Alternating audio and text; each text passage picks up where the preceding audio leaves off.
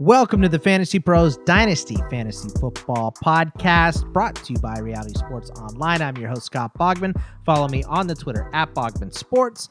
As always, I am joined by Pat Fitzmaurice at Fitz_FF. Pat, what is going on, my man? NFL free agency signings, MLB signings, March Madness. It's just crazy right now.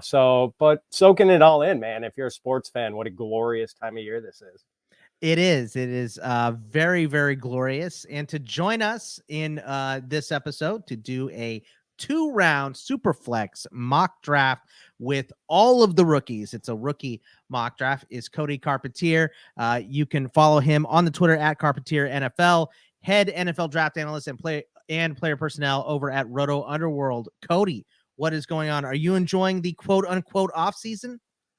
Off season, on season, we're all season, baby. We're here just getting it done for the people, just trying to get as much knowledge and learn as much and do everything, man. That's what our goal is. So we're having a good spring though. So hope you guys are as well. Appreciate you having me on today. Of course. How was the combine? You were out there. Did you go get a steak at the famous what's the steakhouse there? St. Elmo's, baby. St. Elmo's. That's right. Did you go to St. Elmo's and rub elbows with all of the GMs and all that stuff?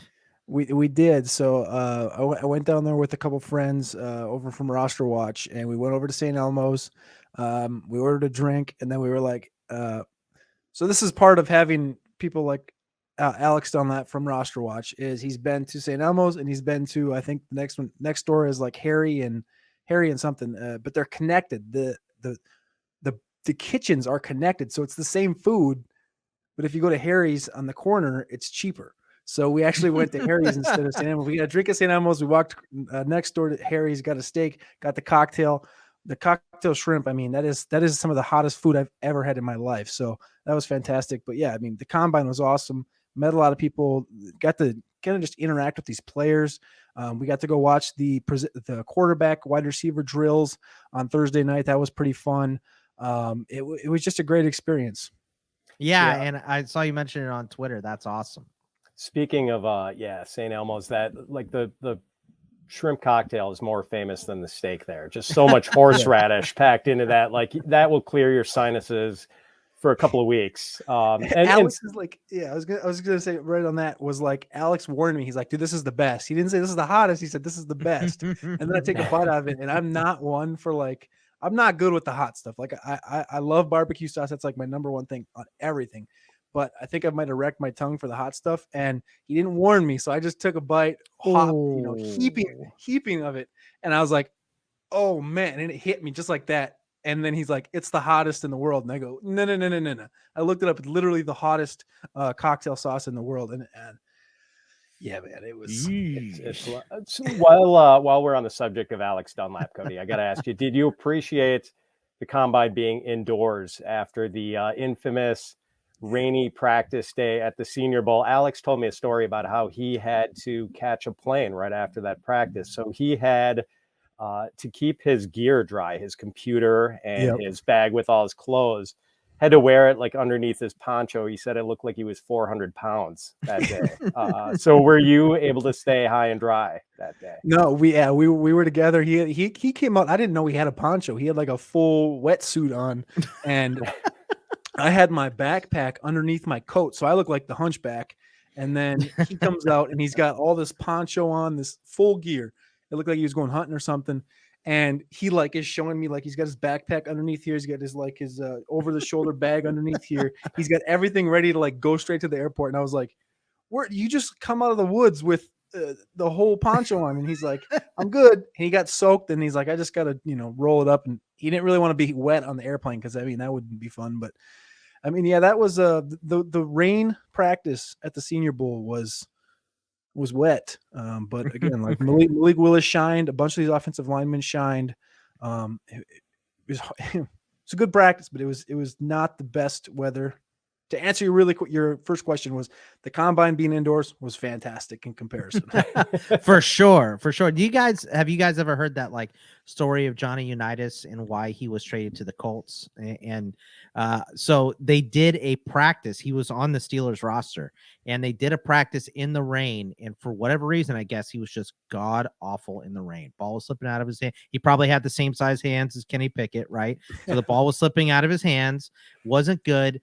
And the Steelers, I think, literally traded Johnny Unitas to the Colts for $500 in a bag of footballs. So no way. Yeah, that's like the original Johnny U story. Was dude couldn't throw in the rain, had a practice in the rain. He was terrible, so they just got rid of him.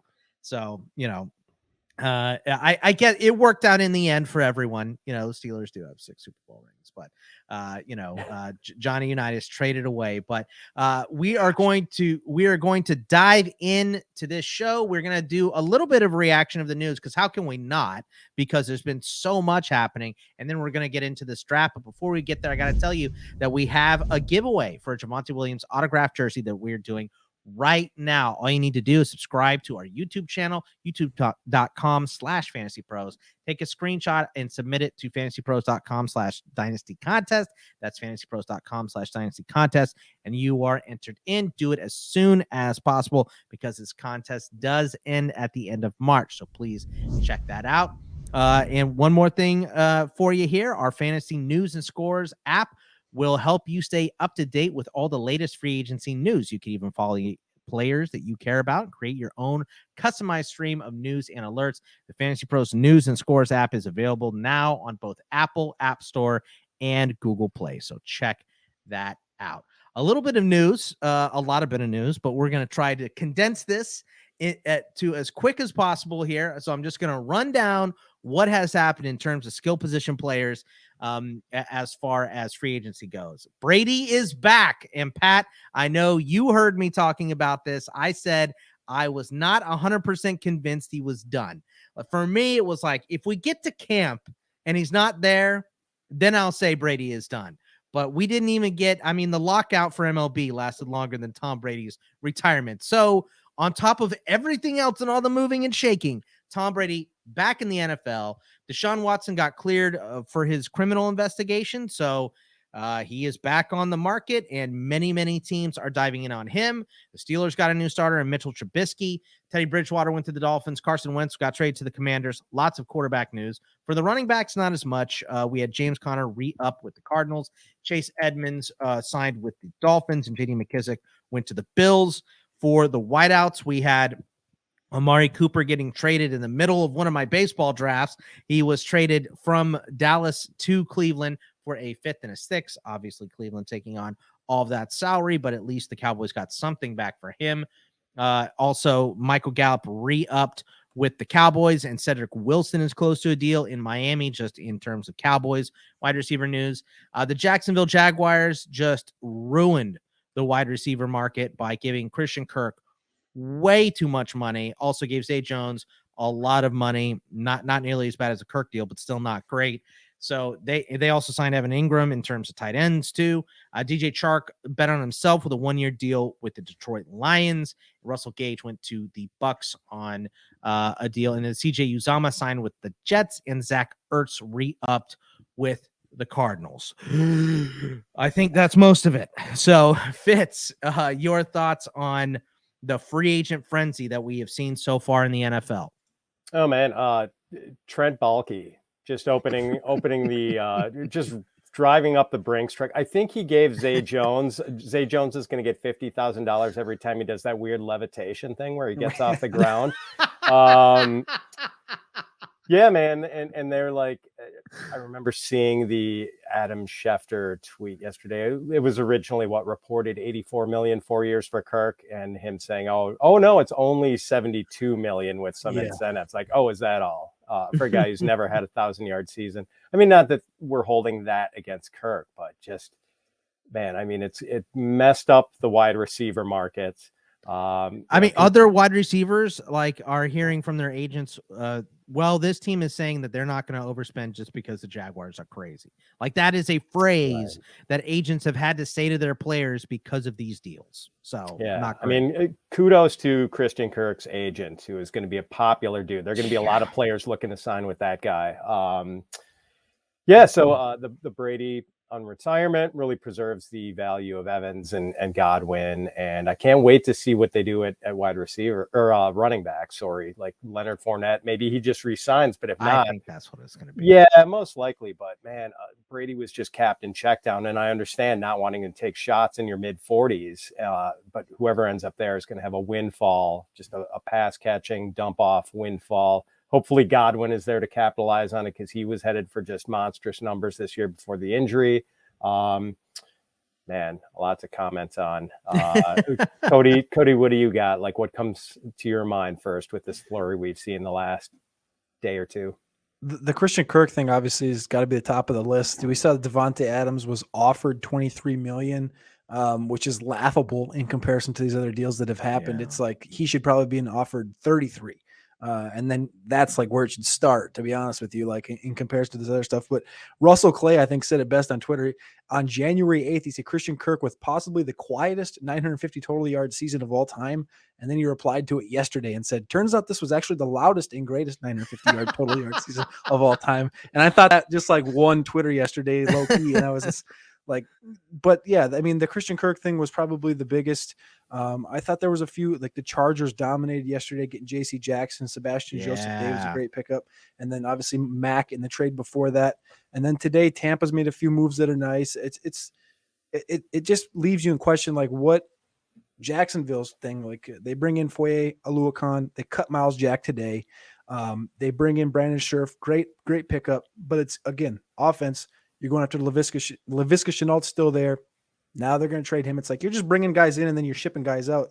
Maybe it's just to fit the scheme or whatever, but just some of these franchises that you see don't do anything. Or the Indianapolis Colts are another one. I'd like to hear maybe you guys' thoughts on that. Is they're the ones sitting pat. They got some of the most money in free agency right now, and they're not doing anything, not going after quarterback. It makes me wonder if there's something behind the scenes going on at quarterback that they're going to make a big move. Yeah, I know they checked in on Watson, and the Texans were like, "You're the one place we want. Yeah, we're not going to trade him in division." So I know that was at least talked about and all that stuff, but I think that's the domino that needs to fall for them. But you're right; they're falling behind right now because all these free agents are getting snapped up on these deals, and none of these will be official until Wednesday. So we're recording this in the afternoon on Tuesday, so we'll see what happens there. But yeah, I mean, they got to get after it. I love Sam Ehlinger. I'm a Texas fan. We were talking about it, in the show. I went to that Texas game where they lost to Kansas this year. But Sam Ehlinger is probably not a starting caliber quarterback in the NFL. He's, along with Colt McCoy and other Texas guys, probably a pretty solid backup for most of his career. So, they got to do something at that position. What do you think about the Colts, Pat?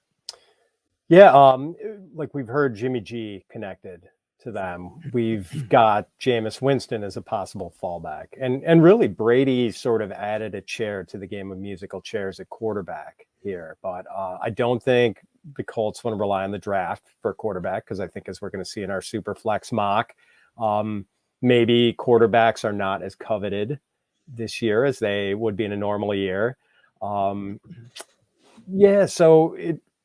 There are moves to be made here for the Colts. They're going to be one of the interesting teams because they do have sort of the infrastructure in place to be a contender. Good offensive line, good running game, good defense. They just need to figure it out at quarterback. And, they've still got room to add more to that infrastructure. So, what they do is going to be a big thing. I want to ask you guys about Trubisky. I thought that was kind of an interesting move for the Steelers to do it on the cheap, not have to spend a first-round pick on a quarterback when they have other needs. I mean, their running game was thanks abysmal. Thank Najee Harris for whatever they got out of the running for game, making it livable. Yeah, that offensive line is just a disaster, and their run defense was terrible. So they've got a lot of repairs to make, and if they don't have to burn a first-round pick on a quarterback, that's pretty good. I mean, Trubisky, not a complete washout with the Bears. I 29 think, and 21 was his record under Matt Nagy. So, and I think like average NFL starter is like the ceiling for him. But hey, man, like a bridge quarterback while you fix the other stuff, not a bad plan. Would you guys agree? I'll let Cody go first, since obviously my Steelers fandom slants me. So, Cody, your thoughts on Trubisky? I really actually do like it. Like, we obviously heard the Giants talk. Maybe Trubisky was going to go there and follow that whole offense or the whole scheme down there. But when I asked Kevin Colbert about this quarterback class at the Senior Bowl or at the Combine, he said it's actually a quality class. There might not be a guy at the top, but there will be starting caliber quarterbacks in this class.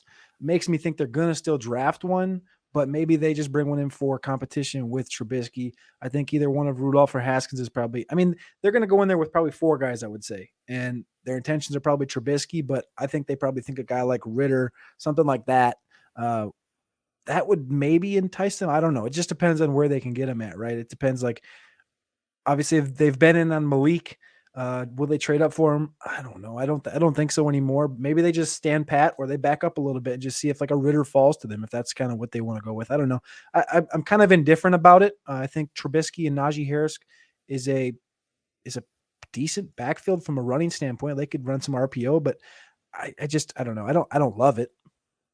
I love it as a Steelers fan because I can't watch another season of Mason Rudolph. Like the year that Roethlisberger got hurt, and I know they would switch the whole offense around for for Mason, and Matt Canada runs a more vertical style offense, which is what he had at Oklahoma State. So we would expect Mason to improve and be better in Pittsburgh, with the offense changing, but I just don't think that there's any ceiling there. I think that with Trubisky, I think he is you plan for him to be your bridge quarterback. And if he earns it in the next 2 seasons, you can sign him to a longer deal and make him the starter moving forward. I'm so happy that it's not Mason. I can't tell you guys how. So for me, like I said, it's so slanted being a Steelers fan because I just didn't want to watch Rudolph. And I know I've seen many of the Ben Roethlisberger was so bad that it's making Steelers fans think that Trubisky is good and all those memes and all that stuff. But Trubisky, is probably better than the corpse of Ben Roethlisberger at the end of his career. And they've got weapons. They've improved the offensive line by signing 2 interior offensive linemen already. I hated that they gave a core for an extension because I don't think he's a very good right tackle. And I think he's like a top 12 paid right tackle in the NFL after this extension. And I think their plan is to go Dan Moore at left tackle. So I don't know that the run blocking is going to get so much better, but Kendrick Green was on the ground every single snap last year as a starting center, and getting Mason Cole in there is going to improve that at least a little bit. So, I think Cody's right. And I think if the right guy falls to them in the second round, they'll probably take him, whether it's Ritter or Howell or however that would work. They're just, Malik Willis has been mocked to number 2 to Detroit, because it looks like Aiden Hutchinson is definitely going number 1 to Jacksonville now. So, they don't need an offensive lineman. They're not going to take Evan Neal. So it's like, are they going to take Kyle Hamilton? They're going to take Malik Willis, take a shot? Are they going to trade down? So the Steelers just, the last 2 times they traded up in the first round was for Devin Bush. It didn't work. And then before that, it was Troy Polamalu. So they just don't do it very often. So I don't know that, Colbert is going to make a giant splash in his last year to trade up for Willis. So I do think it's going to be Trubisky and then whoever they bring in probably next season, because quarterbacks don't fall, they just don't. And if they fall to the second round, even the high end second round, they're Drew Lock, right? Most of the time.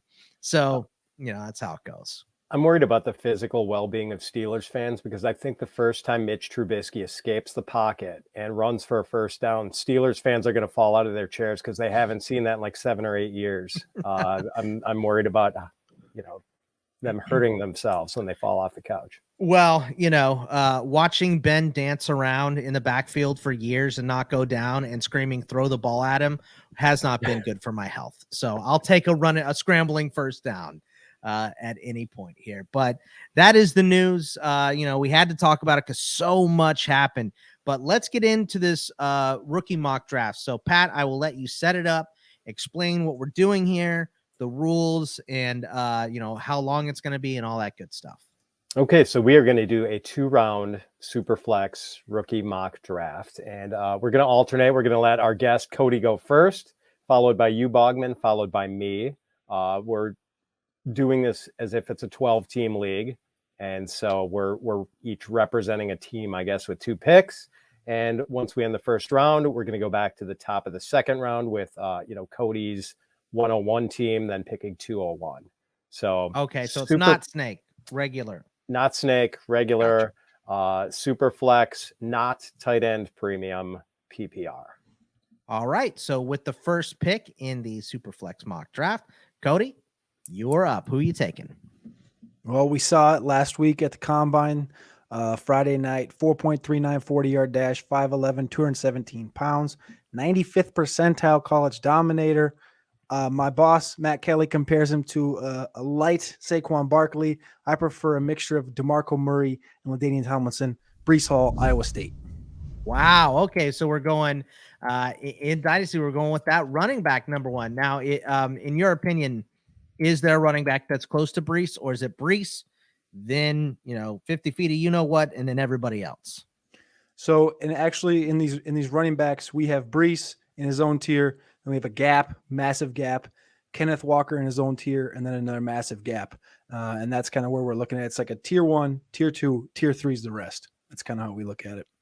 Okay. So this is a difficult pick, number 2, because like you said, it falls a lot after Breece. And, running backs, even in Superflex, Pat, running backs are the premium. They burn out fast, so people are trying to replace them fast. So Breece going 1, not that surprising. But in a Superflex, I'm looking at those quarterbacks. For me, Malik Willis absolutely has the highest ceiling of all these quarterbacks in this draft class. So because it's Superflex, I'm just going to go ahead and take Malik Willis. We've seen plenty of guys with that scrambling upside. Jalen Hurts, probably not a great NFL quarterback, middle of the pack in terms of the NFL. But for fantasy, he's a top 10 QB. I think Malik Willis has a lot of those same traits that Jalen Hurts does. Probably a better thrower than he definitely has a better arm than Jalen Hurts. I don't know if he's as accurate, coming from a smaller school, so he's probably a little bit of a bigger risk.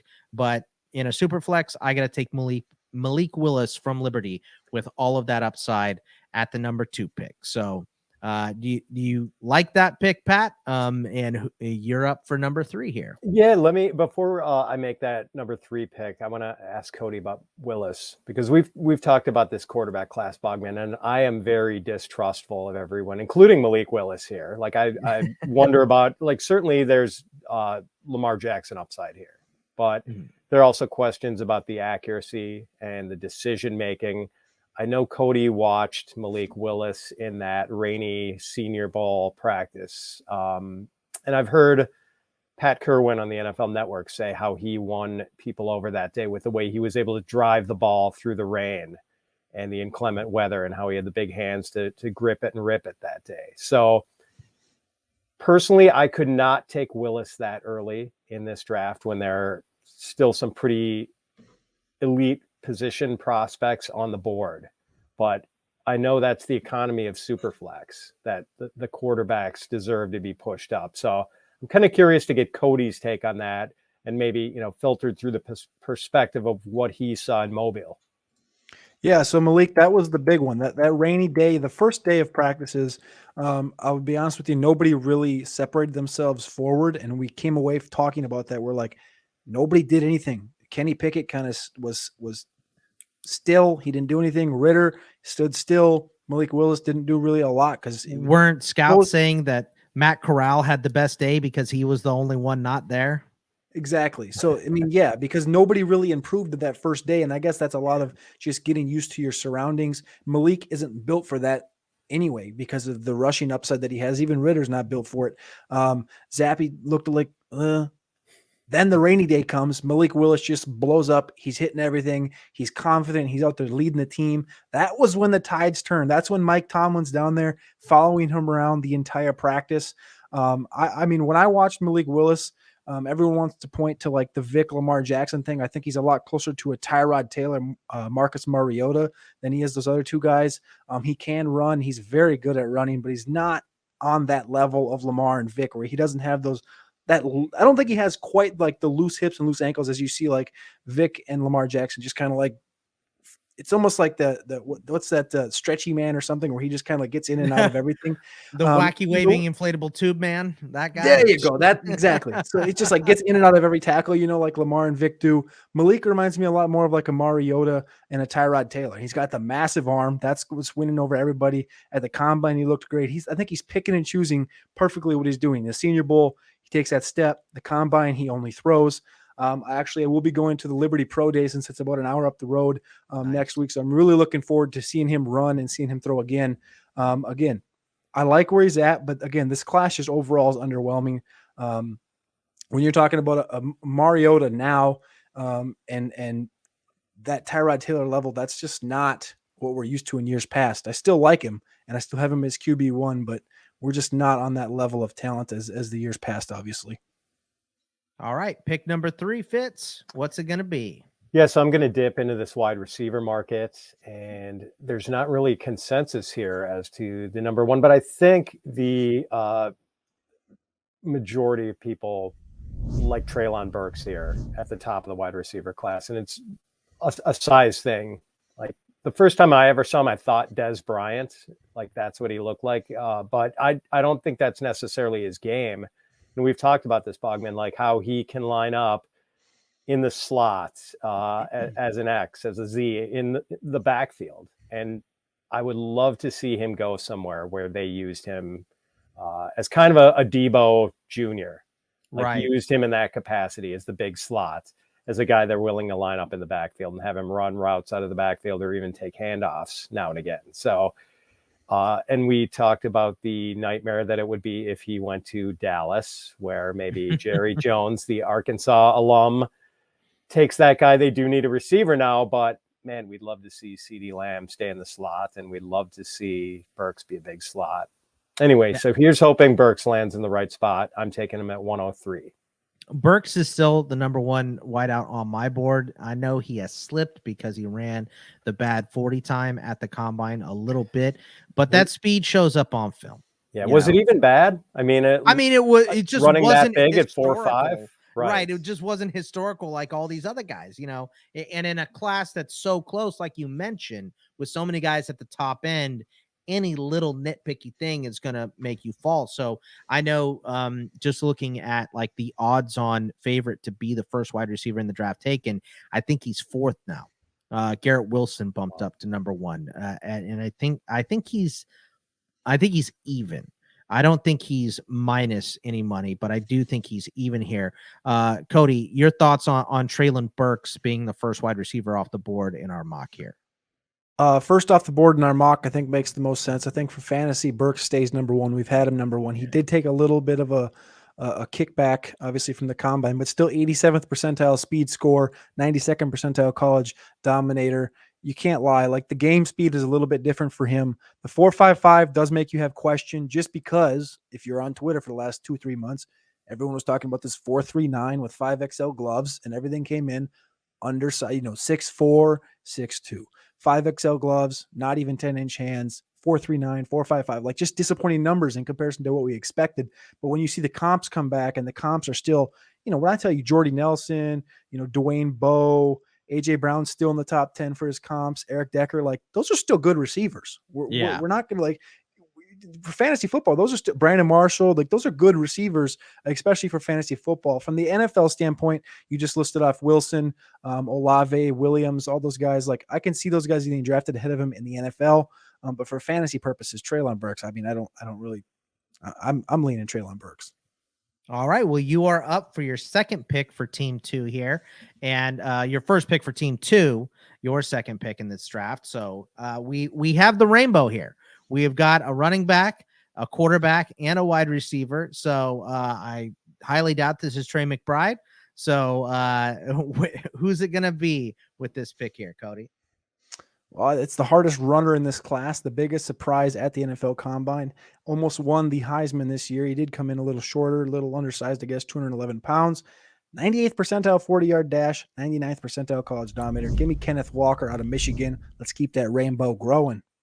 Yeah, I mean, so back-to-back RBs. And I think if there was and you can tell me if I'm wrong in my thought process here, Cody. I think if there were like 2 or 3 of these top end wide receivers, you would probably go with them because in terms of dynasty, they last longer, right? Yeah. So they last a little bit longer, these wide receivers than the running backs. But because there are this class of wide receivers is so deep, you can afford to take these running backs, even if they're not the upper echelon Saquon Barkley's and guys like that coming into this draft. Am I right on that? Yeah, 100%. And I don't hate this receiver class at all. I like it. No, of course. Yeah, I think Garrett Wilson's going to be solid. I actually have Chris Olave as my highest graded NFL receiver because I think he's the most polished and ready to come in. But you have question marks with Drake London, Olave's age breakout. Garrett Wilson actually probably had the best combine out of all these receivers. But at the running back position, it's like, give me Brees, give me Kenneth, and then I'm just going to start hammering receivers later. We got a lot of athletes at the receiver position that we can get in round 2, round 3. So that's what I'm going to, if I had these 2 picks in a rookie draft, I didn't have any more picks until a later second, this is where I would go with these picks, especially in Superflex. Pat, it's more about the quarterbacks, I guess, because generally you'd be like, let's go quarterback. But I'm not confident that, Pickett's going to be in the best spot. Maybe Pickett goes to Carolina and he doesn't even start week 1. I think that's in the range of possibilities where he goes somewhere where he doesn't play. Sam Howell getting pushed down to round 2 in mock drafts, like Ritter. There's just not a lot of guarantees after Malik Willis, to be honest. Yeah, Pat, are you in that as well? Or we know the wide receivers last long, but there's just so few running backs and so many good wide receivers here Cody mentioned, the quarterback class has big questions. So taking running backs is just not that surprising here, right? Yeah, Cody's point about positional scarcity here really holds up. And there are going to be some good running backs who come from the lower part of the draft, but we just don't know who. There are no great percentage plays. There are going to be some guys going on day 3 who hit, but it's just no single guy is a great bet there. So I totally understand. And I agree with the player profiler take that it's basically Hall on his own tier, Walker on his own tier, and then other guys. And I know it bothers some people that Walker didn't really catch a lot of passes in college, but Michigan State didn't really do that. And when you have the kind of rushing season he had, who cares? It shouldn't really bother anyone that he had just 1 year of production after the transfer from Wake Forest. So I'm totally on board with that pick. I would have done the same thing. Okay. For my, go ahead, Cody. You got more? I was just going to say, when you compare that, Matt has been referencing to Melvin Gordon, who in 4 seasons at Wisconsin had 22 receptions. So that's another guy that, was prolific, comes in and didn't have the receptions, but he could still do it. He can still do it just because they didn't use him that way. Yeah. And again, with the tier thing, such a good point. There's only 2 running backs that we're talking about with potential NFL round 1. I'm not saying they're going to go round 1, but conversations have been had about running backs going round 1. It's only these 2 guys. It's not anybody else. So if I'm gonna plant a flag on anybody in this draft at the running back position, it's going to be these 2 guys. Right. Yeah. And like you said, I mean, Leonard Fournette was one of those guys who was just an unbelievable athlete trying to figure out the running back position when he came into the NFL. And so he didn't have that many catches in college. Plus, I mean, LSU had real bad quarterback issues until Joe Burrow got there. That's why guys like Odell Beckham and Jarvis Landry weren't as hyped coming into the league as they were, a year after being in the league. They ended up better pros than they were in college just because they didn't have, I think they had Zach Mettenberger thrown to them or whoever at that point. So, Leonard Fournette's a guy that most people thought had frying pans for hands. And we saw with Tom Brady, who a guy was willing to throw him the ball, dude can catch. Most of these guys, it's just repetition. It's just something that we don't see out of, college offenses. Ohio State runs the same stuff. It's why Urban Meyer didn't work in the NFL. You can't run the same 7 plays out of different formations like you're playing Madden in the NFL. It's different. So for my next pick, I'm going into this wide receiver pool. I'm going to the Ohio State University, and I'm going to take Garrett Wilson. The wide receiver class is so deep, it's hard to separate. I think personally, I like Jameson Williams a little bit more, coming off a major injury going into this process. We don't know how much of this season, if any, he's going to miss. Shouldn't miss a lot of time, but one setback sets you back for a couple months. I'm looking for the long haul. Garrett Wilson, as you mentioned, Cody, had the best combine of any of these wide receivers. The dude is an absolute stud, and he was overshadowed a little bit, by Chris Olave and his unbelievable production. They have great, CJ Stroud is awesome. He was in the mix for the Heisman as well. The running backs there at Ohio State have always been good.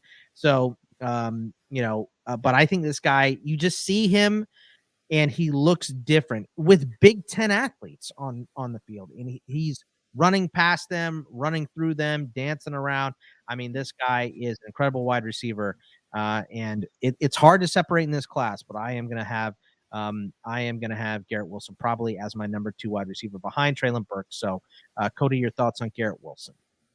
I love Garrett Wilson. I think he's, next to, as far as being pro ready, next to Chris Olave, I think it's Garrett Wilson. I have him as the number 2 receiver. I think has a great catch radius, athletic enough to come across the formation, good route runner, not the smoothest, but he can get there.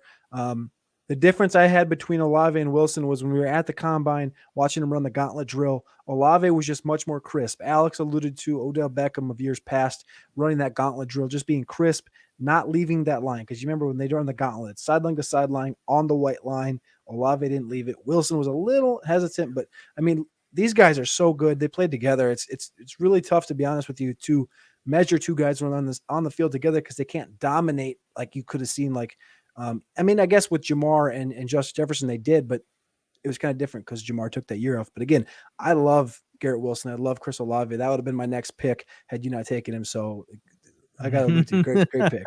Thank you. Thank you very much. Pat, your thoughts on Garrett Wilson here? Yeah, you mentioned the gauntlet drill, Cody. He did that weird thing where he jumped every time he caught the ball, too. He sort of left his feet, which was just strange. But hey, I mean, it's not really a natural. It's not the same as running a route and catching the ball. So maybe it was just sort of some weird little quirk he had there. But I like it. I would have taken Wilson, too. Just a slippery slot guy. That's what he's going to be in the NFL. And I can't wait to see it. I think he's going to hit the ground running. All right. You're up again here. What position is it going to be? Yeah, 106. I'm going to make it a second straight Ohio State receiver. And we've been talking about him in Chris Olave. Like Cody said, I think he's going to translate so easily to the NFL. Just he's a craftsman as a route runner. And we have seen that for 3 years. And although he hasn't had a 1,000-yard season, well, he certainly would have had one in 2020 if not for Ohio State only playing 7 games in the COVID-shortened season. Speed, route running, it's not going to take much of an adjustment for Olave. And I love him as a guy who can take the lid off a defense, as a guy who's going to be where his quarterback wants him to be. Pair him with Justin Fields, his old quarterback in Chicago. Pair him with Aaron Rodgers, who might not trust a rookie receiver unless he is a guy who, if he's running a certain route where he has to be at an 8-yard depth, Aaron Rodgers wants you at that 8-yard depth and not 10 yards or 6 yards. And I think Olave is not that kind of receiver, just a true pro. And as Cody said, I think the transition is going to be really easy for him. Yeah, Cody, the word technician as a route runner has been used for Chris Olave several times. So this is absolutely an excellent pick. And remember, Jameson Williams transferred out of Ohio State. He was there with both those guys. So this class for Ohio State, just unbelievable. And, Chris Olave is going to go in the first round, 100% lock. 100%. I agree with that one. I've said what I've said about Olave. I agree with that, which route running savant, and he hit the nail right in the head. Would you lay money on him being the first wide receiver off the board? Olave? Mm-hmm. No, I would put more money on London or Wilson going first. And I'd lean London just from hearing some of the Jets conversation hasn't went away from Daniel Jeremiah and Todd McShay, who are the most two dialed in guys with the Jets. Jeremiah's friends with Joe Douglas, obviously. And that's one of the guys that they've been pushing for. And I don't get it quite honestly. I've talked to Matt about this a couple times, but because they have Corey Davis, they have Denzel Mims. Maybe it's just the fact that they want to have a cemented big guy in this offense at all times. And last year you saw Mims obviously didn't do much. Corey Davis got hurt, and they really relied on a bunch of little guys. Maybe that's what it is. They had the luxury of having 2 top 10 picks. Maybe they use that pick on London. That would be where I would put my money, I guess, at this point. That's very interesting. And with that, you are the next pick up here. And so we have a little run here.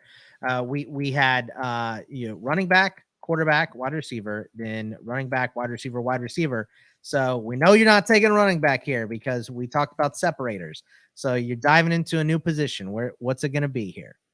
The receiver I'm going with is the guy we just talked about, Drake London. He's getting talked about going 10th overall to the Jets. There's a couple other spots he could go in there. He's not getting a lot of talk right now because he did not compete at the combine. He showed up 219 pounds.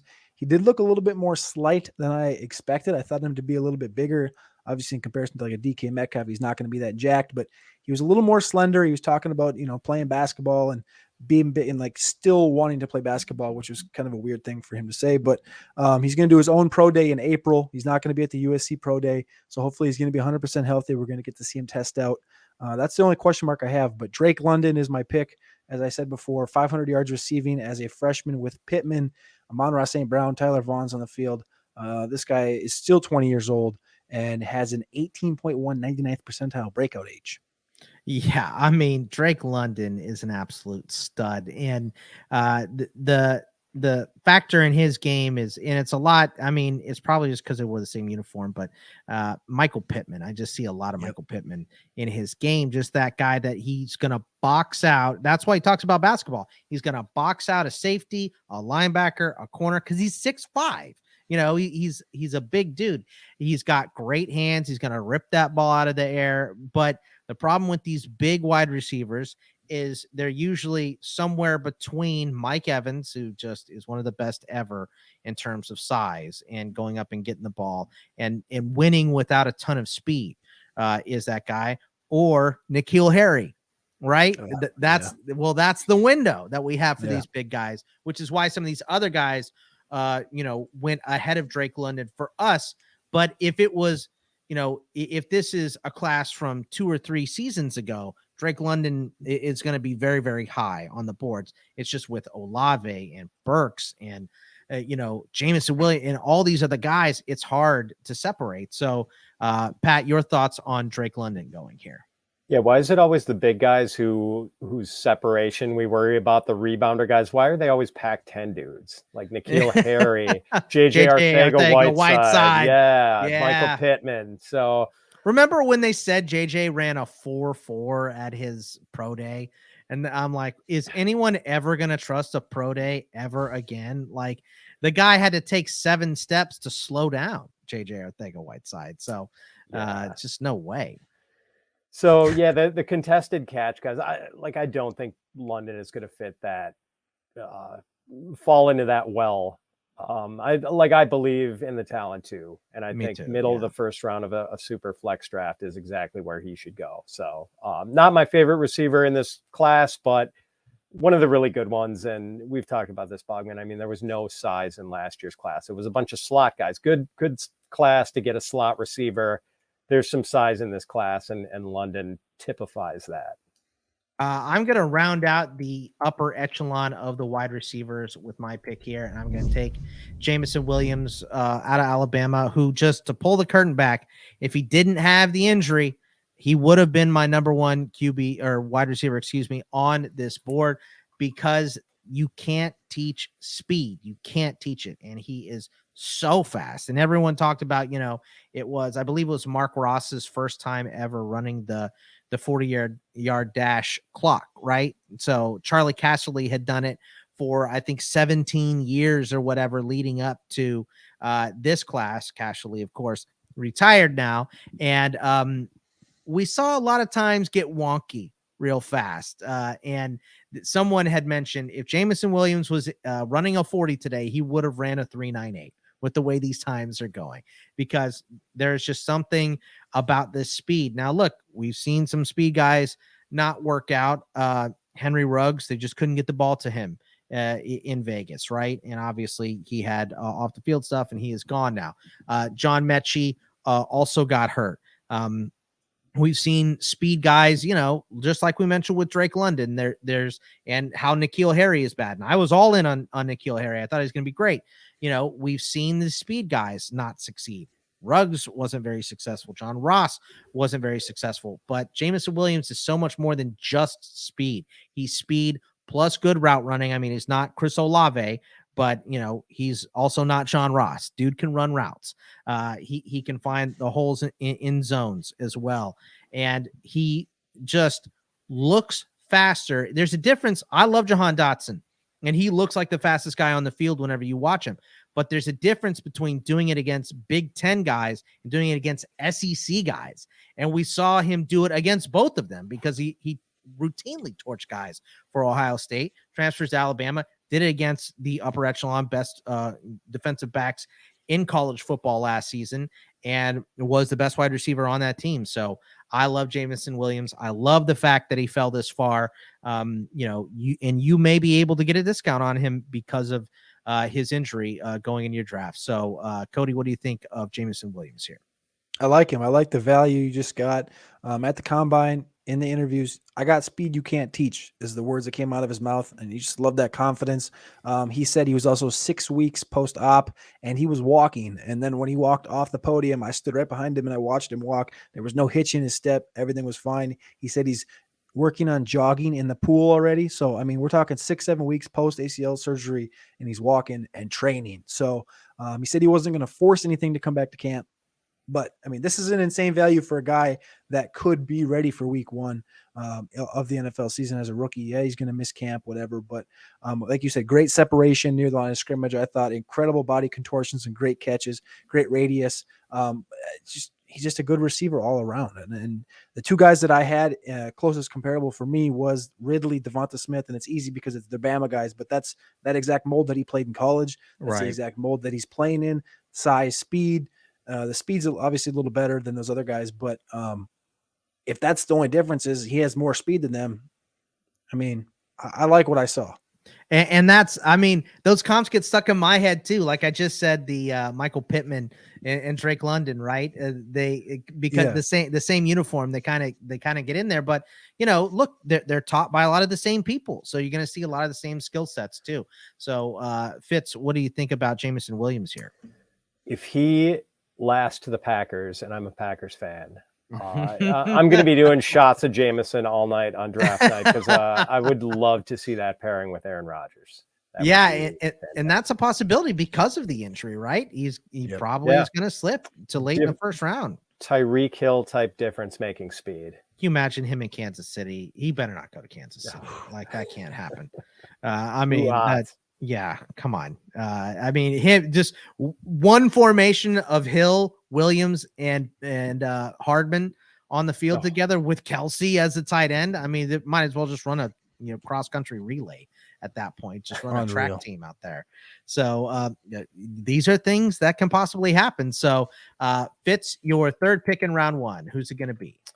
Listeners know how I feel about this quarterback class, and I'm just not ready to go here. And maybe some people do think there are future starters in this class. I think it is a class full of Case Keenums and Colt McCoys and Jacoby Brissett's and Tyrod Taylor's. Like, yeah, man, like maybe we do need some replenishment of the ranks of backup quarterbacks in the NFL, because there's some guys, there were some really weak number 2s in the league last year. So maybe it's a good thing we're getting this kind of class, but I'm worried about some of these guys. Like, I'm not sure who I'd bet on other than maybe Willis as better than a 50-50 chance to be a starter in 2024. Like, a couple years from now. So there's no one I'm willing to bet on. So I'm going running back here. I'm taking that third guy. I don't love the value, but Isaiah Spiller, I mean, 3 years of pretty solid production, runs angry. I I like the size, like 6'0", 217. That's pretty close to, I don't know. I mean, maybe ideal is more like 6'1", 220, but pretty close to that. I don't know. And hey, some people had him in a dead heat with Brees Hall going into the combine, but Hall lights it up there, and Spiller sits because I think it was strained abductor muscle or something like that, and didn't do a lot. But people are maybe knocking him down a little bit too far because of his non-combine participation. And I guess I'm taking him here since I just do not like the value at either wide receiver or quarterback at 109. Still a big time SEC back with a career of production in the college ranks, Cody. And, Spiller is a guy like Fitz mentioned, not great combine numbers. The strained ab obviously did not help him. But I think landing spot for all these guys is going to matter a lot. But we've seen way worse running backs have successful seasons in the NFL than Isaiah Spiller. So there is still tons of upside. But the problem is, with Brees Hall, Kenny Walker, those guys are going to be successful no matter where they land. I think with the rest of the guys, it's a lot is going to be riding on landing spot, correct? I would say, yeah. I mean, the Isaiah Spiller thing, he's getting knocked down again because of the injury and not showing up at the combine. I thought talking to him, he was not quite on the same level from a dog mentality or a positivity standpoint as like a Hall, a Walker, or Rashad White, those guys. But again, if he shows to his combine, he doesn't run a 4.65, I'm going to be just fine with him. You see Devin Singletary in the low 4.6s, David Montgomery 4.64. I think he can profile like a Montgomery, and that's not a bad thing. So I think you got a solid value here. And I don't hate it, but again, Spiller just doesn't. That's why he's not in that same tier with like a Walker or a Hall, where before the combine, maybe some people had him in there. I just don't think he's quite on that level. He's a great, very patient runner. I think he's solid, great hands, great receiver, but I just don't think he's on the same tier, same level. Yeah, and that's fair, but like we said, running backs come and go. You got to take them eventually. So I completely understand the Spiller pick. So your last pick, Cody, in the first round, who's it going to be? This is a tough one because we just talked about with the quarterbacks. Like Pat alluded to, which quarterback do you think has the opportunity to be that guy in 3 years, in 4 years? And right now, I got a couple, but I'm not over, like you said, 50%. I'm not over 50% confident in them. So that means I'm going receiver again, and I'm going with who I alluded to as the most talented receiver in this class. He's got burn, he's a separator, and he ran in the 4.4s just 1 year post ACL. He did play in the national championship. Give me George Pickens from Georgia. I think I got to tell you, I love George Pickens, and he's right after the guys that we mentioned for me. He's in that tier. I think I had Mechie ahead. I think I'm going to put Pickens ahead of Mechie here. And like you said, those numbers, they're not eye-popping for two reasons. Number one is because so many guys put up unbelievable historic numbers. And they, the numbers were disappointing, and I'm going to throw up air quotes, after we got the real times, but they're still amazing times. Sorry, Chris Olave probably should have ran that second 40 because it wasn't actually a 4.29. Or whatever he had run the first time, which ended up being, I think, like a 4.39 or 4.41 or something. It just wasn't historic, right? So, but Pickens flew under the radar because he's running all these things less than a year removed from his ACL surgery, which is just insanity for a guy his size. So Pickens is a guy that's I feel like is completely underrated in this process. So I love this pick. Fitz, what do you think of Pickens? Yeah, it's a shame we didn't get to see what Pickens could fully do in 2021. And if you go back to what he did, he could have easily been a top 5 pick, top 3 pick, depending on if we had gotten a full season out of him. So the value here is fantastic. All right. So my last pick in the second round, or in the first round, excuse me here. I am going to go back to the quarterback. Well, now I don't know that any of these guys has a better than 50-50 shot, right? But I know in a Superflex league, I have won many a trade by hoarding quarterbacks. I just hoard them. I hold them because there is a finite amount. There's only 32. How many of the 32 are good? Not many. So many people, like right now, you're going to see people scrambling to trade for Mitchell Trubisky. And we know Mitchell Trubisky is middle of the road as far as NFL QBs go. Doesn't mean he can't win a Super Bowl or win you some fantasy leagues here, but he's middle of the road. I think in terms of these QBs, Kenny Pickett is my favorite here, but for fantasy, I think Sam Howell just has so much more upside in the run game that I'm going to go ahead and snap him up here. Looks like I got angry looks from both of you with this pick, which I kind of like. Kind of makes me feel like I did a good job there, particularly you, Fitz. The upside, when he runs, he looks like just a smaller version of Tim Tebow to me, which I know, any comparison to Tim Tebow is going to make people roll their eyes, but he's got a way better arm than Tim Tebow ever had. And he's a righty, not a lefty, so he's not unconventional. Doesn't have those little ticks in his delivery that Tim Tebow had as well. So like clean, better arm Tim Tebow from Sam Howell is the upside here. Have no idea if he'll see the field anytime soon. Obviously, we don't know where he's going to be drafted, but I do think in terms of fantasy and potential, he is higher than Pickett and the other guys on this list outside of Willis, of course. So Fitz, your thoughts on Sam Howell? My thought is I'm upset at you, Bogman, for doing that because that's who I wanted. And like, if you're just playing the percentages here, the guy who produced early in a major conference, the guy who produced as a freshman, put up good numbers right away, unlike Kenny Pickett, who took fifth year before he really did anything. Great production his first couple of years, a little bit of a drop off in year 3, but we've talked about why he lost Javonte Williams, Michael Carter, De'Ami Brown, Daz Newsome.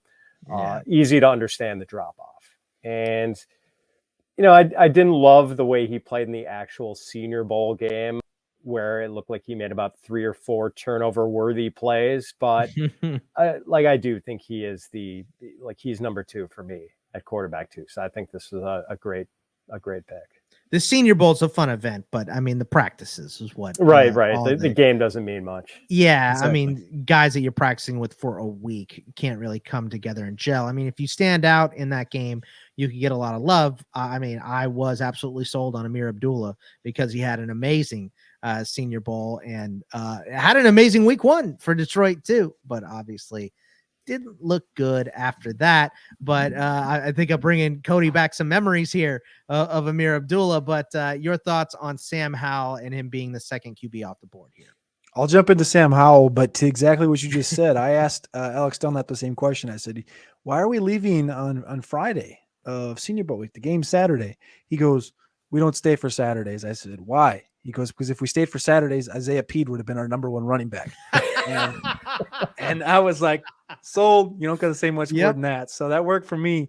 So yeah, I feel you on the Amir Abdullah thing. And then again, it happens every year with the games like that. Some guys just show up for the games. Kyle Lauletta won the Senior Bowl, MVP a couple of years ago, and I think he's in the USFL now. So I was gonna say he was with the Giants for a couple weeks, and then he was So I mean, it happens. But back to Sam Howell, what you just said, the rushing ability, I love, and that's something that Baker Mayfield had in college. That's something Donovan McNabb had in college, and those are 2 guys that I look at. I think you look at a Mayfield with a better downfield arm, and Mayfield doesn't have a terrible downfield arm. And that's what I look at with a Sam Howell. I have him QB2 right after Malik Willis in my overall NFL grades. And I mean, that was actually going to be my next pick. It kind of was between these 2 quarterbacks, and you made the pick for me. So I really do like Sam Howell, the 800 rushing yards, and was in question at the NFL Combine. They asked him, why wasn't the passing on the same level as the years past? We know the talent left, but how come it dropped off? And he said, because we worked in different quadrants. When we had the outside talents in De'Ami and Daz, you could go downfield. And he still went downfield to Josh Downs. But when those guys are gone, you work more in the middle quadrants. More of what you do in the NFL is work in those middle quadrants. So that's what he did. And he ran the ball and showed that he could. And he's a bruiser when he runs the ball. There's a lot of he made it. He made his own spin move where it's an aggressive one where he knows he's going to run into you, and instead of just trucking you over, he puts a spin in it. It's kind of weird, but I like Sam Howell. I like his energy. He's been very low key hasn't been like over outgoing or anything. Like he hasn't tried to be more than what he is at any of these events that I've noticed. So I still like Sam Howell. I'm still in the Sam Howell train. All right, last pick in the first round for Pat. Who's going to be the last first rounder off the board here? Yeah, just like 109 was an uncomfortable spot, 112 is pretty uncomfortable here with you taking Howell away from me, Bog. So I'm going to go with Kenny Pickett.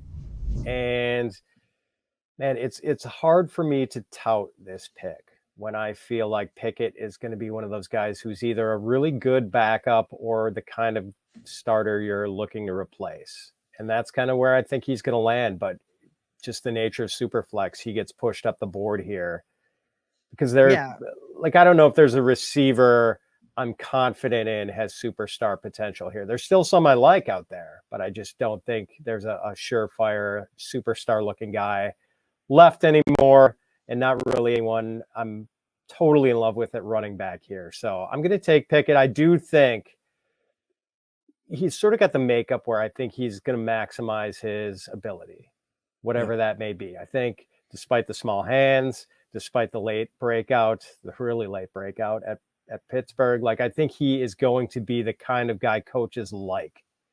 And yeah, so even though I'm not crazy about the ceiling here, I think the floor is pretty respectable.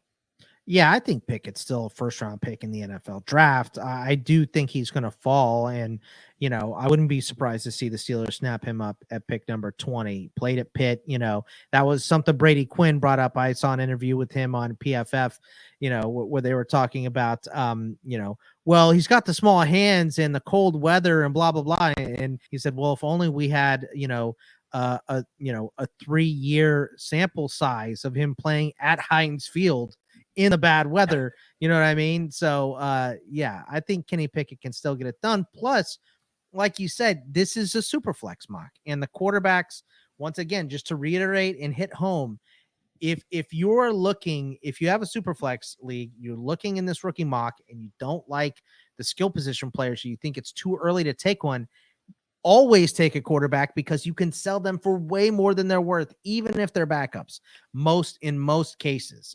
So, I think Kenny Pickett is a good pick here, whether you like him or not, just in terms of trading him as well and him holding value. I got, Carson Wentz sucks. Everybody knows that, but I've got people hitting me up for him because he's a starting quarterback in the NFL for Washington now. Exactly. So, it just works. So Cody, your thoughts on Kenny Pickett? I mean, I like Kenny Pickett. He's good at everything. He's not great at anything. He can run. Obviously, he's showing that. But again, you got to love the first percentile hands.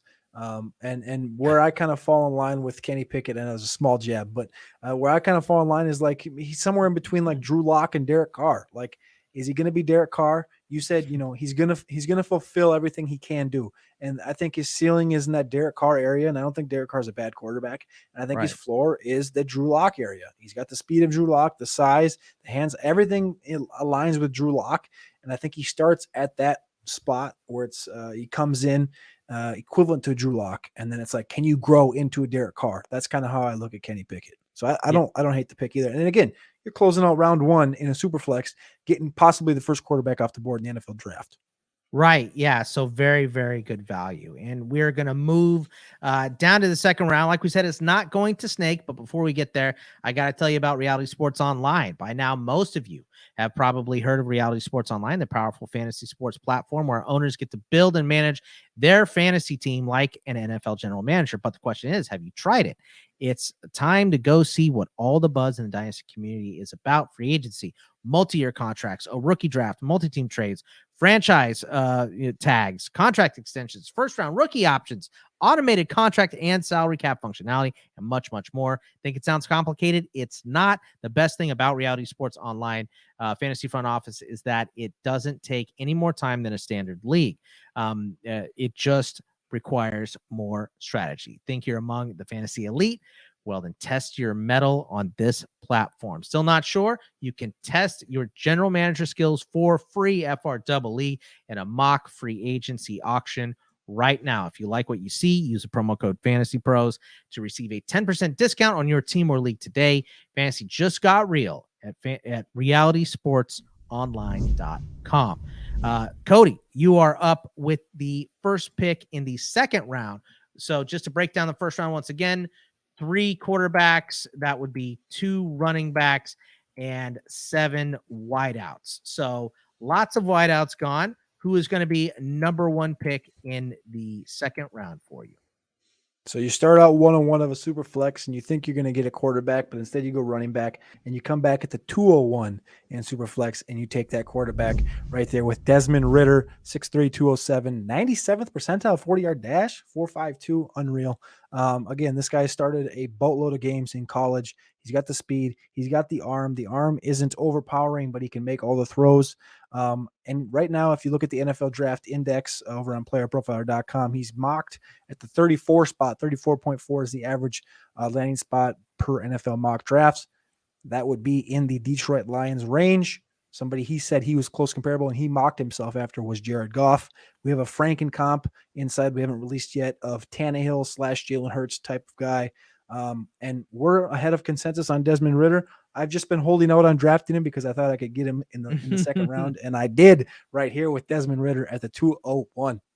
Very, very smart pick, especially if there's a guy that stands out to you in this group, you might be able to wait for him. Like, we just saw Sam Howell almost fall to the second round too. Yeah. So Fitz, your thoughts on Desmond Ridder? I was debating between Pickett and Ridder, and it's hard to argue with a quarterback with 4.5 speed. And I know Andrew Erickson of FantasyPros made a very convincing argument to me the other day about why Ridder is maybe getting a little underrated in fantasy drafts this year, especially Superflex. So I like the pick a lot. I mean, a lot of the mocks that I've seen that I love would be, that late pick for Detroit. Late in the first round, that very last pick. I think that would be a fantastic landing spot for him because they can't cut Jared Goff. He makes too much money. So Jared Goff's at least going to start the year as the starter. So if they want to go ahead and hand the reins over to Desmond Ridder, see what he has, we do expect the Lions to improve. They were in almost all their games this year, but still going to be picking very high in the draft in 2023 as well. So at least take a look and see what you got in Desmond Ridder if they do draft him, of course, and then work from there with that information. So I like that Desmond Ridder pick. My first pick in the second round here, I'm going to do the strategy that I was talking about. I already took Malik Willis for this team, number 1, but I am going to hoard the quarterbacks because it's a strategy that I have done in the past and I have seen it work. I have got way more than this draft spot value for a quarterback that I take at this draft spot in many, many drafts. So I'm going to take the last quote unquote viable QB option off the board. I'm going to snap up Matt Corral, stick him on my team, and listen to trade offers when they come in. Look, if Matt Corral ends up somewhere like New Orleans, if they don't get Deshaun Watson or whatever, if he ends up in a place like Atlanta, where we know Matt Ryan is on his way out the door, if Tampa Bay doesn't like Kyle Trask and decides to take him, there are many spots Matt Corral could end up and not be valuable this year, but hold a ton of value for the following season. So this is a spot where you take a guy in the second round. And I like Matt Corral too, by the way. I think he's a little undersized. I know he's 6'1". The arm is good enough. Not the most experience, enough experience. The guy can run as well. He's got running upside, obviously coming off the huge ankle injury he had in the bowl game there. But I think he can be a productive guy. Do I think he's going to end up being a prolonged NFL starter? Probably not. He's probably more of a backup, but he's going to get a shot. And the most popular guy in town when you have a bad quarterback is always the backup. I think Matt Corral could be one of those guys early in his career. So, Cody, what do you think not only of Matt Corral, but doing the double up QB to hoard strategy here? I like the strategy of going and getting the double quarterback because exactly what you just said. As soon as he gets drafted, as soon as he, if he enters camp in a place like maybe he goes to a Pittsburgh and people are like, oh, Trubisky's the starter. And then, well, guess what happens when Trubisky gets cut in camp because he, whatever. Like we've seen things happen like that before, right? And then Corral's the number 1, hands down. You just got incredible value. You got multiple first-round picks out of a guy you just drafted in the second round in Superflex. in fantasy. That's just kind of how things can happen. And I don't love Matt Corral, but it's value, and it could be a possible starting quarterback in the NFL. I say a little bit of a Zach Wilson in him, a little reckless. I don't love his downfield throwing. I don't think don't take this the wrong way, because I know you said you like him, but I don't think he translates the best to the NFL, just because of how kind of reckless he can get running the ball, not protecting himself. He's a little undersized, but he's been the guy, like you said, during the Senior Bowl. It was, maybe Matt Corral is the guy that kind of helped himself the most by not being here, and then he just didn't do much at the combine, and it just kind of scared me off him a little bit. And I don't know. It's just a really tough quarterback for me to evaluate. I don't have him as high as a lot of people do. I have him actually below Malik, Pickett, Howell, and Ritter. Yeah. And that's fine. I like his attitude more than his skill set. He does definitely have that winning mentality, and he's a guy that I think that players will rally around, which is why I like him, but I don't know. I kind of thought that the skill set was somewhat similar to Colt McCoy coming out. I saw Colt McCoy with a little bit of a better arm. I think he's got a little more pop in zing in that arm than Colt had. So Fitz, what do you think about Matt Corral, and what do you think of that double up strategy? Yeah, I like the strategy. I'm kind of with Cody, though. I don't really believe necessarily in Corral, but I also don't really trust my own ability to judge this QB class and who's going to be good in it or not. So to get one of the guys who's a top 5, and maybe there's not all that much separation between this group. So value there for sure, I think, in the second round. All right, Fitz, your first pick in the second round, who's it going to be? I bet it's not a quarterback. Yeah, so this team went with Treylon Burks in the first round, and now I'm going to go running back, and I'm going to go with Rachaad White of Arizona State. Big, 16 touchdowns in 11 games his last year at ASU, 6'2", 210, good size, can catch passes, can protect, just well-rounded. I think he's going to translate pretty well. Man, we talked about Tampa, like what if Fournette doesn't sign and they get some sort of back here, and we know it's not going to be Ronald Jones because he can't do the things that Bruce Arians demands, which is catch passes and pass block. But I think Rachaad White could be that guy. It would be interesting to see them spend a pick there. That'd be a dream landing spot, and I think that would push White into the first round, but I think he's going to be a pretty good fit wherever he goes. Yeah, the most interesting one of the most interesting things out of the combine, I thought, Cody, was when Rachaad White compared, they said, who do you model your game after? And he said Arian Foster. That was a fantastic answer. And when you watch him, after hearing him say that, you watch him like, I can see it a little bit. I don't know if he's going to be Arian Foster. Obviously, Foster was incredible. Injuries kind of derailed his career. But your thoughts on Rachaad White? It's funny you said that, because I was literally the one that asked him that question. Nice. It was because going in, I had Le'Veon Bell as I was like, this guy's got incredible patience, fantastic hands. At the Senior Bowl, he runs a little upright, just like Bell did. He's not as large as Bell was when he came out of Michigan State. But I think he's more like early career Le'Veon. And when I asked him, I said, who do you model your game after? He said Le'Veon Bell and Arian Foster. And I was like, oh, and I love that. And so, and one of the other things he said was like, I want to leave no doubt in my coach's mind that they can trust me on the field at all times, vision, patience. And he's like, without that, you ain't got nothing in the NFL. And so I just like everything about him. I love. I have him as my RB3 in NFL grades. It's him and Zamir White back to back. So, I mean, I love this value right here. That was literally my next pick. So great pick, Pat. Snapped him up. All right. So you are back on the clock for your second pick in round 2. Cody, who's it going to be? This is tougher now after you get past Rachaad, because again, that was the guy I really wanted. I'm not going to go receiver here. I'm going to go running back, and I'm going to lean for the athlete rather than maybe the draft capital. I think both these guys are going to go off the board very close to each other. I'm going to go Zamir White. I'm going to go with the prospect, the 4-star, almost 5-star prospect out of high school. He runs that 4.4. There's rumors around the combine that he is as healthy as he's ever been. Obviously, at Georgia, I think he had two torn ACLs at his time, during his time out of high school through Georgia. And then he split the share with James Cook, who I think is the best receiving back in this draft class. So again, it's like this thing we always see is these Georgia backs getting less and less touches because there's so many guys there, and they're promised when you come here. When you come here, we're going to have you ready to go to the NFL. He just ran a 4.4. He just added Nick Chubb to his list of comparables just because of it. And I mean, I love Zamir White. If he stays healthy, this guy has the upside of being the best running back in this class. I just said that. I know. Breece Hall, I get it. But Zamir White has the talent to be the best. It's the same thing with George Pickens, though. These guys have the talent to be the best running backs in these class overall. It's just staying healthy and doing the damn thing. And I think he's going to end up with early third, late second round draft capital.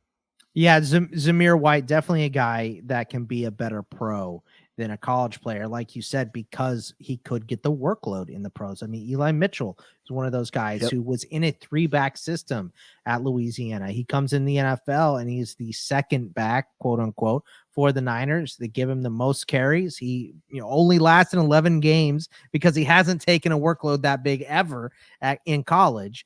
But incredible production. I think the same can be said about Zamir White. Obviously, he's had a couple injuries, like you said.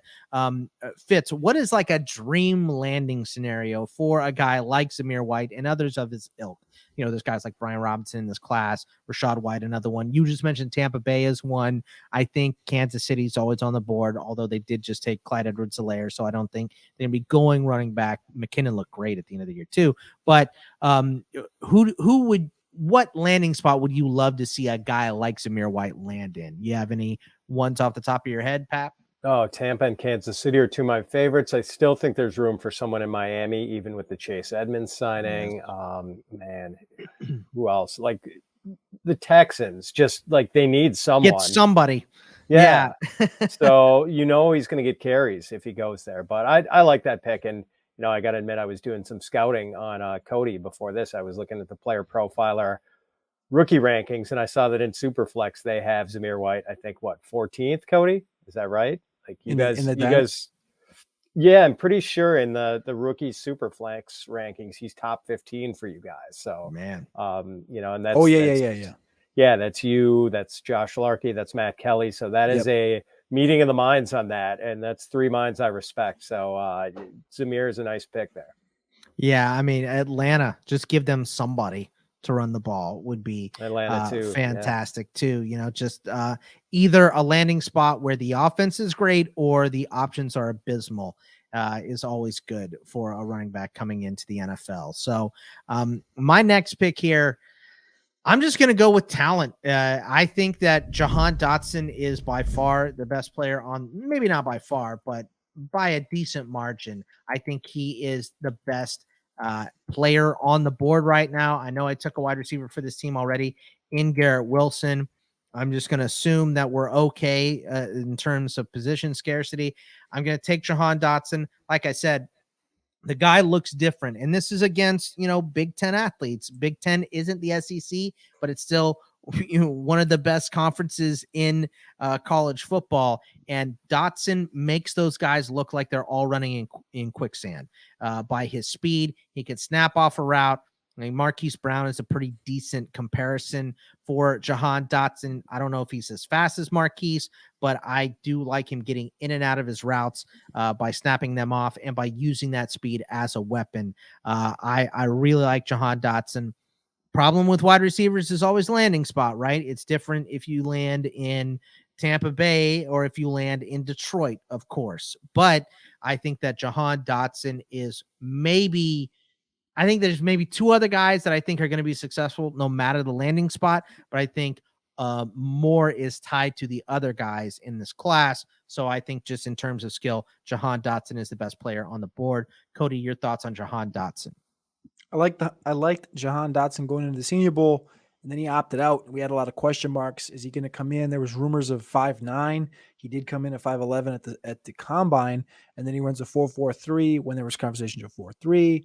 I'm indifferent about him. I don't love him. I don't hate him. I'm just like in the middle of the road on a Jahan Dotson. I think he's going to go round 1.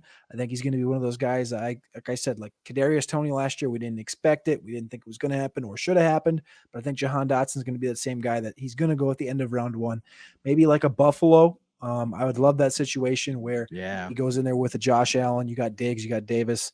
I think that would be a great spot for him. Make it the 3Ds. Dig, Davis, and Dotson. Let's go. There you go. I like that. I thought you were going to say Jalen Reagor, and I was going to boot you off this podcast. No. So I'm glad you said Kadarius Toney. So, Fitz, your thoughts on our guy Jahan Dotson here? Yeah, I think I heard Greg Cosell comp him to Deontay Johnson with better hands, which would be quite a find in the middle of the second round of a super flex. You have to say better hands. I mean, yeah, sorry about that, Boggs. Who doesn't have better hands than Deontay Johnson? Come on. Eric Ebron's like the only one.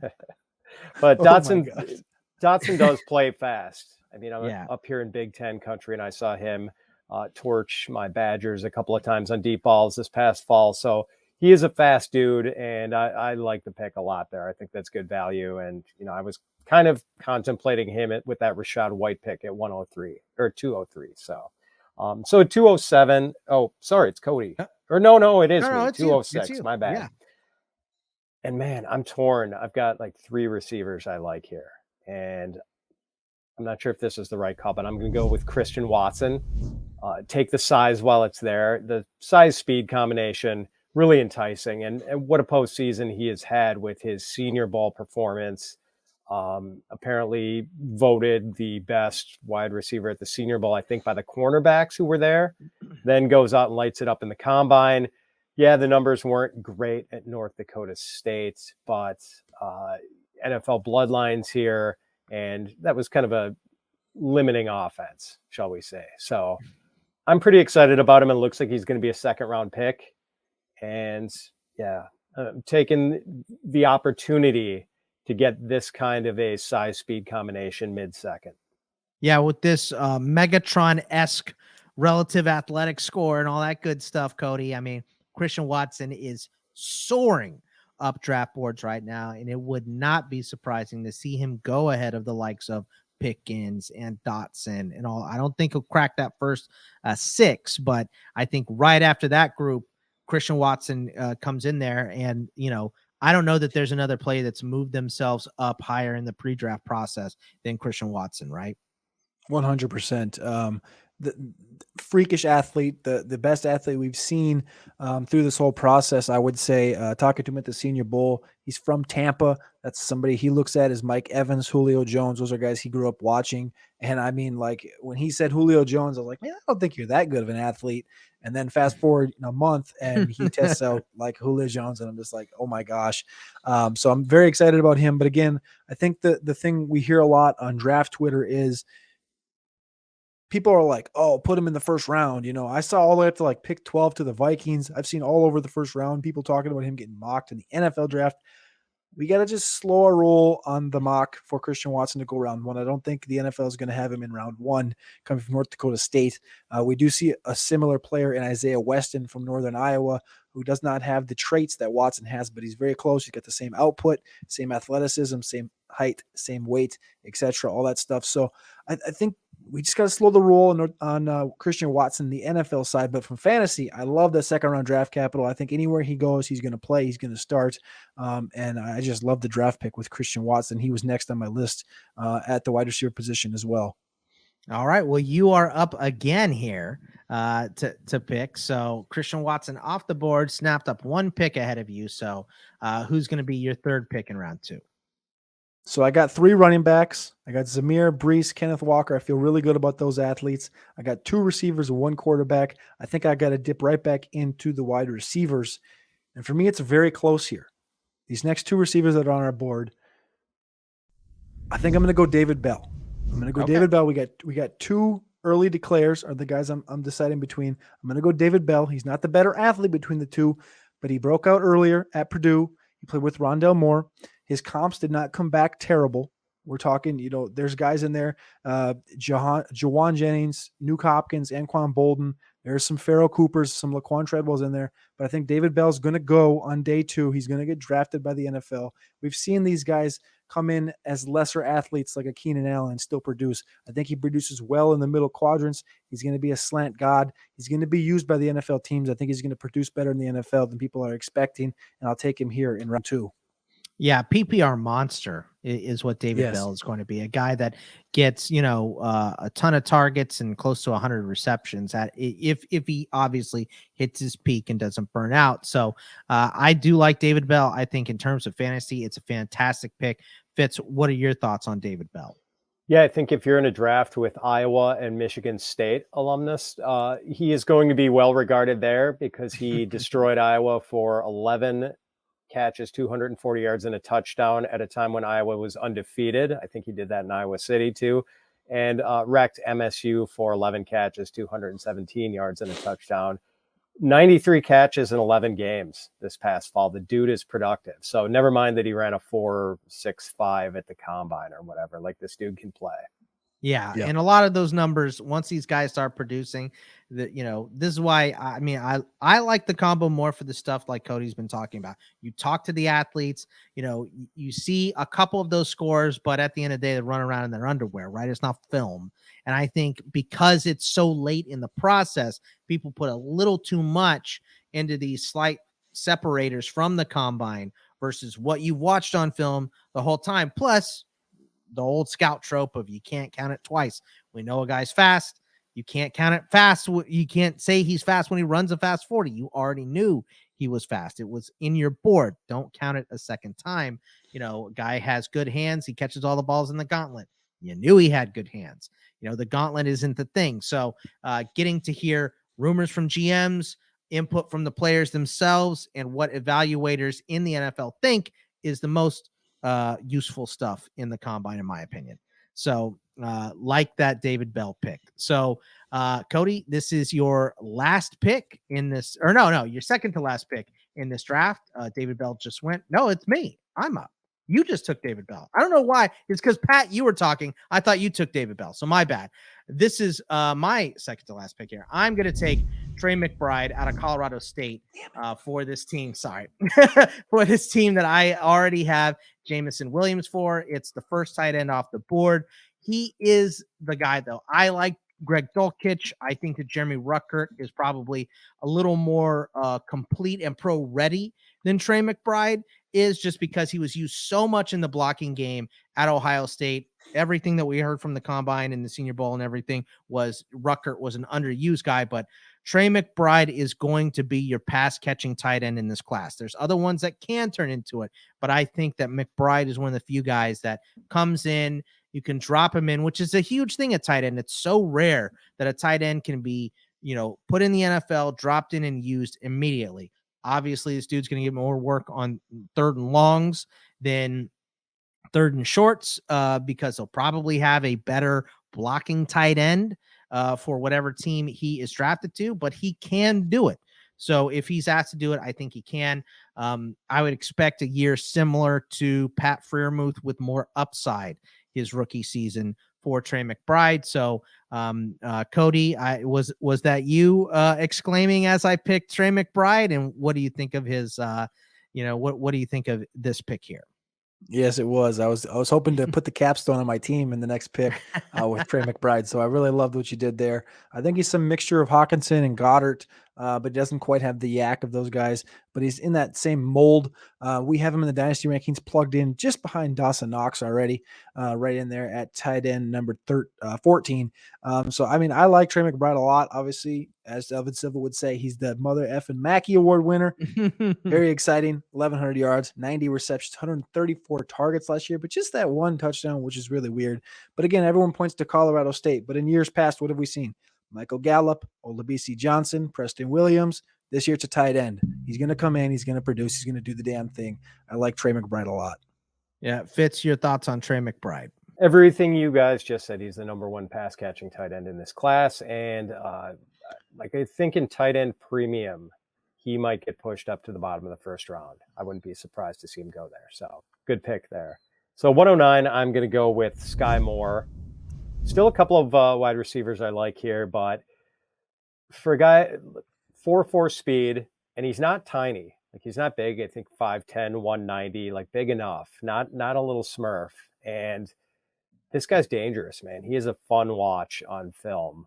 Like, I hope he lands in a place where there is some creativity, because I think he could be a really interesting playmaker in the NFL. Yeah, I really like Sky Moore. Just like you said, Western Michigan. So there's some questions about the production and all that stuff. This guy is fast. You see it on film, it translates. The dude is super, super fast. I really like this pick. I think obviously a lot depends on landing spot. I don't think he can come in like if he gets drafted by Chicago, he can't be the one answer. I don't think he's a wide receiver one, but I think is a great complementary wide receiver to somebody else. Like if he landed in Dallas, that would be amazing. You know what I mean? With you got CeeDee Lamb and Dalton Schultz and Michael Gallup on this team. Also, now he's going to get one-on-ones. He's going to start torching people. So I really like, depending on landing spot, I really do like Sky Moore here. So Cody, your thoughts on Sky Moore? I love everything about him. This was the other pick I had other than David Bell. And so I was going to come back. So now it's just like bang, bang, McBride, Moore. Yeah, I'm kind of sad I didn't take him over David Bell. These guys, like I said, back to back in all of our grading and rankings and everything. At the combine, this guy's energy was just a little bit different. I asked him, what's your mentality when you get the ball in your hands? I want to score and I don't want you to touch me. And that's just like, it's just different mindset. That's what I liked about him. And after the combine, the mock draft update, he was the biggest riser. He jumped into the late half of round 2 in NFL mock drafts. So that's exciting for him. And then as we do comparables on playerprofiler.com, we've been running the numbers, and a couple of the guys that are on the top end of his, Golden Tate, Christian Kirk, Rashad Bateman, some mixture in there. I think that profile is very well for an early declare from Western Michigan. I love Sky Moore. All right, you're up for your last pick in this draft, Cody. You got George Pickens on the squad. Who are you going to pair with him? So we got 2 receivers, Drake London and George Pickens. And as I said before, I was looking to, I have David Bell as well. I was looking to put Sky Moore or Trey McBride on there. Now it really opens up for me because there's a lot of options. Can I go running back? Do I reach on receiver? Where do I go? I'm going to put the marbles in South Carolina. And I'm going to go after Kevin Harris, the brute running back out of South Carolina, who's dealt with a little bit of back injuries over the last few years, but I believe he jumped 38 inches in the vertical. He had a massive broad jump. And then later this week, he's going to be running his 40 at the South Carolina Pro Day. I think he's another guy that can jump into that, mid 4.4s. If he runs in the mid 4.4s, we're going to be talking about him next to Zamir White as far as these drafts fall. And I'm going to take Kevin Harris, running back out of South Carolina. This is a Devy guy. If you're in Devy, you're listening, shout out Kevin Harris. Yeah. Kevin Harris is a good grab and stash guy. Look, we've seen running backs with way longer odds than a guy like Kevin Harris come through and succeed. James Robinson was an undrafted free agent who came in at Jacksonville and, ran the table there and made people really surprised that the Jags would take a guy like Travis Etienne in the first round because they already had James Robinson. Obviously that worked out because Robinson tore his Achilles. But, if this guy lands in a Houston, if he lands in an Atlanta, Pat, somewhere where they don't have an established back and it's just open competition, this guy could win a starting NFL job. So your thoughts on Kevin Harris? And the size is going to be attractive. There just aren't that many bigger backs in this class. Like, he's not a giant. He's not like Ramondre Stevenson. He's not that heavy, but he's a bigger dude. He is well built. Like, he's the prototype, I think, for an early down NFL thumper. So that's going to be appealing to some team out there. For my last pick, I'm debating here. I like 2 guys on this board a lot. Look, I think because I haven't taken one, I'm going to go ahead and snap up James Cook. And look, if you're in a PPR league, James Cook is going to hold a ton of upside. He's Dalvin Cook's brother. Obviously, Dalvin Cook profiles as a much better overall running back, but James Cook is in the bloodline, right? I think that landing in a good spot with an offense that passes a lot, I think Arizona would be an enormous landing spot for him. I know they just re-signed James Conner, and I think Conner is, a great running back, but watching him in Pittsburgh, we know that he is absolutely capped. He can't have 300 touches. He will break down. It is what he has done in the past. We will probably see it again. It happened at the end of this season too, even though he had an outstanding year. Never trying to take anything away from James Conner. He's one of my favorite players in the NFL.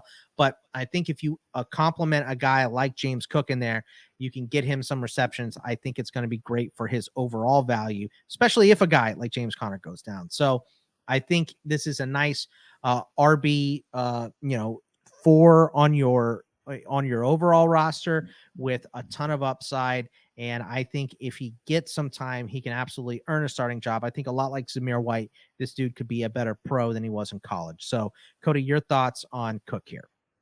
Love James Cook. I wish he was a little bit bigger. I wish he was in that 210 area like his brother.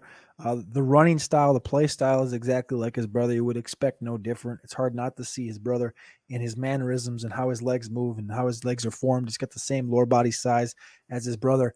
4.42, incredible speed. I think he's the best receiving back in the NFL, in this draft. I think he can run every route. I think he can be used out of the slot. And I think he will be used out of the slot very often in the NFL. And like you said, he can earn that starting job. But I would like to see him gain a little bit more weight. Hey, look, he could go on my diet to gain weight, so we can get him there. No issues at all there. So, Fitz, your thoughts on James Cook? Yeah, he's going to fit somewhere as a satellite back plus, like safe pick here late in the second. You're going to get a guy who's going to stick on your roster for a while. All right, last pick in this mock, Fitz. You got Kenny Pickett on the squad. Who's it going to be?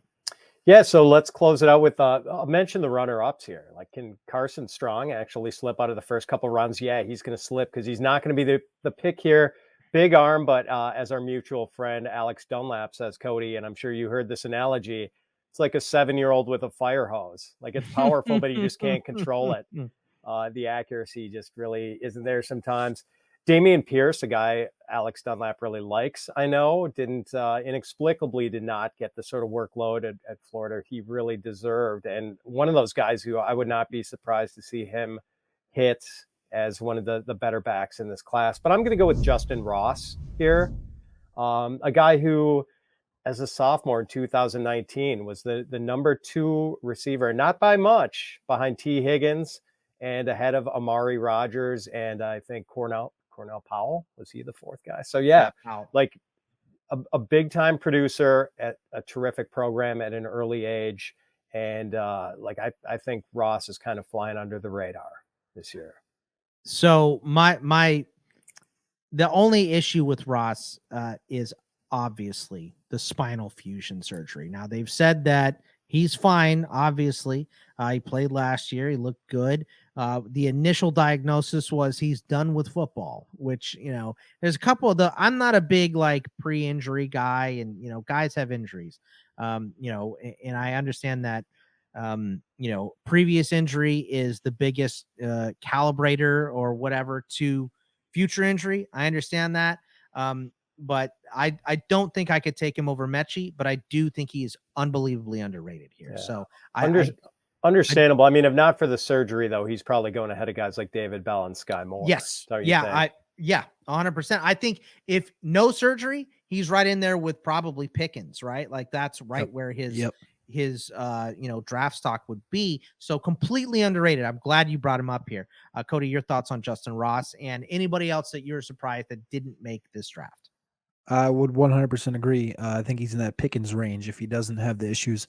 And that's the only thing that scares me off of him is that we don't know, they go through 32 different doctors at the NFL Combine and they see, how those team doctors think he's doing.